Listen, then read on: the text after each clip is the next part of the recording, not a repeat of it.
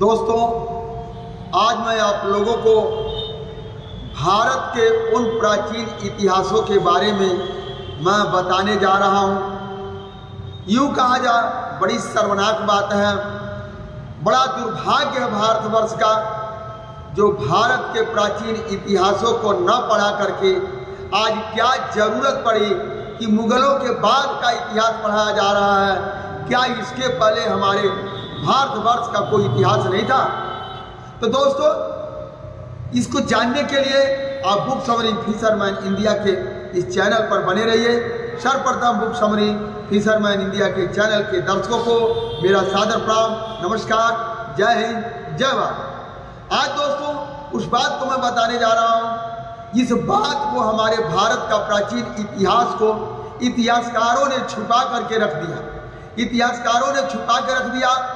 अगर कहीं लिखा भी है तो भारत के अंदर हमारे भारत सरकार को किसी को भी ऐसा नजर नहीं आ रहा है कि मुगल शासक के पहले भी हमारे भारतवर्ष का कोई इतिहास था और उसको पढ़ाने का कार्य नहीं किया जा रहा। तो मेरा मानना दोस्तों, अगर हमारा भारतवर्ष का प्राचीन इतिहास को छुपा करके खत्म किया जा रहा, पढ़ाने का नहीं काम किया जा रहा है, तो जाहिर सी बात है इससे मेरा देश बहुत पीछे जा रहा है।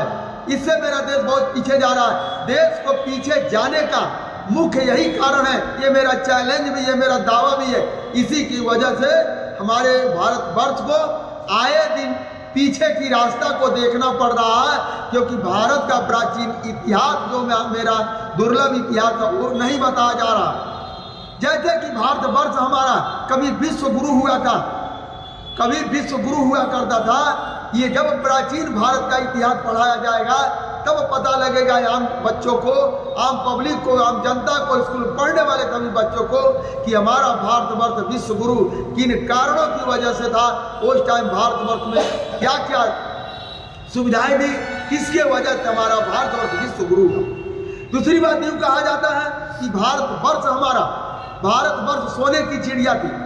क्या कभी हमारे भारत सरकार ने इसको कोशिश किया कि प्राचीन इतिहासों में जाकर के, जब भारतवर्ष हमारी सोने की चिड़िया थी, उस टाइम भारतवर्ष के अंदर क्या क्या चीजें था, किसके आधार पर भारतवर्ष हमारी सोने की चिड़िया थी, ये कभी हमारी सरकार और कभी इतिहासकार कभी स्कूलों में पढ़ाने का कार्य नहीं कर रहे हैं। जब पढ़ाने का कार्य नहीं कर रहे हैं, उसका सूत्र नहीं मिल रहा है, उसका सिस्टम नहीं मिल रहा है, और चले हैं लोग भारत को विश्व गुरु बनाने, भारत को सोने की चिड़िया बनाने। वाह रे सरकार, वाह रे दुनिया, वाह रे सत्ताधारी, आप लोग कहाँ से बनाएंगे जब आप लोगों को पता ही नहीं है कि भारत हमारा जब विश्व गुरु था किसकी वजह से था, ये आपको पता ही नहीं है। बच्चों को बता ही नहीं रहे हैं, हवा में तीर मार रहे हैं कि हम भारत को विश्व गुरु बनाएंगे, भारत को फिर से सोने की चिड़िया बनाएंगे।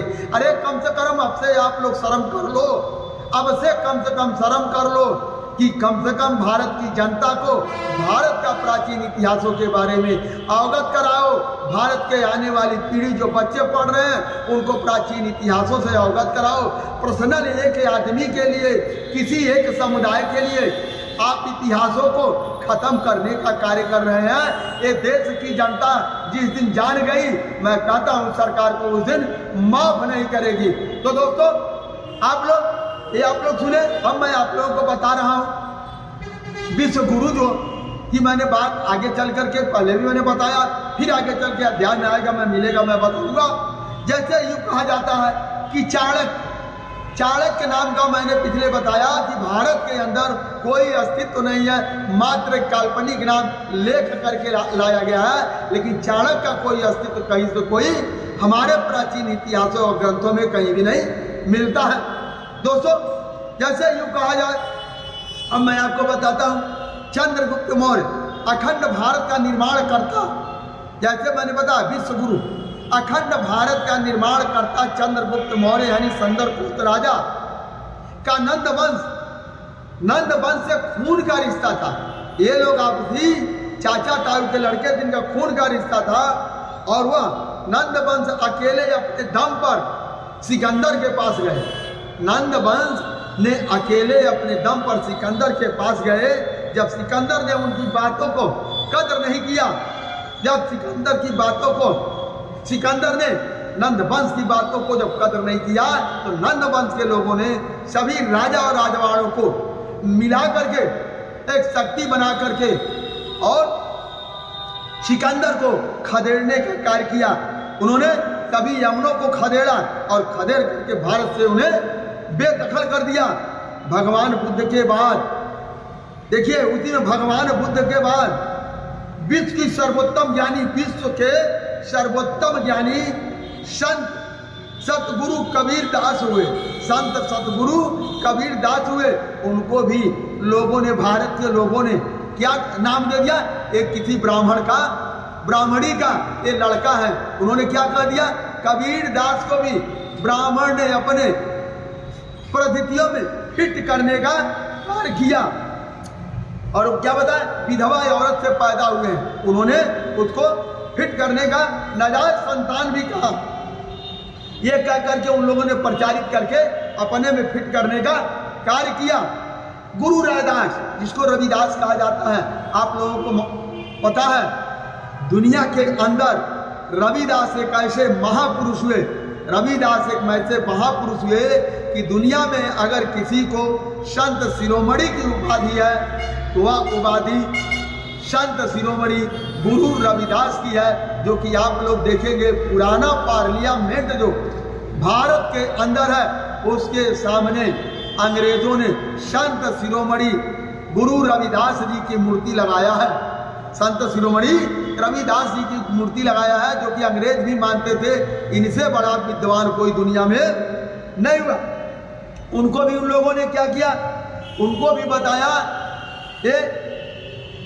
बताया कि ये ब्राह्मण खानदान के हैं। उनको भी उन लोगों ने बता दिया ब्राह्मण के खानदान के हैं। कई कहानियों में उन लोगों ने उनको कहा। और संत शिरोमणि रविदास गुरु के शिष्य मीरा को भी, संत शिरोमणि रविदास के गुरु के शिष्य मीरा जो थी, उनको भी उन लोगों ने ब्राह्मण पूजक बनाया। यहाँ तक कि कृष्ण को भी ब्राह्मण का भक्त बताया। और क्या बताया? कागजों में उन लोगों ने ब्राह्मण का पैर कृष्ण जी से धोवा दिया। और भगवान से, कृष्ण भगवान को जिनको कहा जाता है, उनसे भी इन लोगों ने पैर धोवा दिया। सभी ब्राह्मण संतों को एक ब्राह्मण रामानंद का शिष्य बताया। सभी जितने भी हमारे महापुरुष हुए, जिन्होंने जिंदगी भर भगवान से दूर रहे, इनको इन लोगों ने क्या किया? रामानंद ब्राह्मण नाम का गुरु का सबको इन लोगों ने शिष्य बता दिया। गुरु ग्रंथ साहिब में दर्ज एक मात्र शब्द भजन में उसने साफ स्वीकार किया है, संत गुरु कबीर ने आज्ञा से ज्ञान दिया है। संत गुरु कबीर ने आज्ञा से ध्यान दिया है। जो सिरदार है पंजाब है, पंजाब में भी संत शिरोमणि गुरु रविदास का बहुत बड़ी जयंती होती है और बहुत ही उनका बेहतर ढंग से पूजा किया जाता है, उनकी जयंती को मनाया जाता है। लेकिन दुर्भाग्य की बात है, ये पुराने इतिहासों की बात है, पुरानी चीज़ों की बात है। कहीं स्कूल में नहीं पढ़ाया जा रहा है, किसी कॉलेज में नहीं पढ़ाया जा रहा है, इसको एक ठंडे बस्ते में डाल दिया जाता है। आर्यभट्ट, विष्णु श्रमण और विद्वान लेखकों के नाम बदलकर उन्होंने ब्राह्मण बताने की कोशिश किया। जितने भी विद्वान हुए भारत के अंदर, इन सब लोगों ने कहीं न कहीं इनको घुमा करके ब्राह्मण के प्रतीति में सेट करने का कार्य किया। जहाँ तक सम्राट चंद्रकोश के दरबार में किसी कौटिल्य, विष्णुगुप्त, चाणक्य नाम का किसी प्राणी का अस्तित्व होने का प्रश्न ही नहीं उठता। क्योंकि जब जो अखंड भारत का निर्माता जो थे चंद्रगुप्त मौर्य, तो उनके सभी दरबारियों को सभी का नाम लिखा हुआ है। तो वहाँ पर जो है चाणक्य का नाम कहीं नहीं लिखा, क्योंकि चाणक्य था ही नहीं। चाणक्य नाम की कोई चीज नहीं थी। जो थे वो मैगस्थनीज थे। ये जो है कोई अस्तित्व नहीं था। नाटकों, किस्सों, कहानियों में काल्पनिक पात्रों की तरह इनको भूसेड़ दिया गया।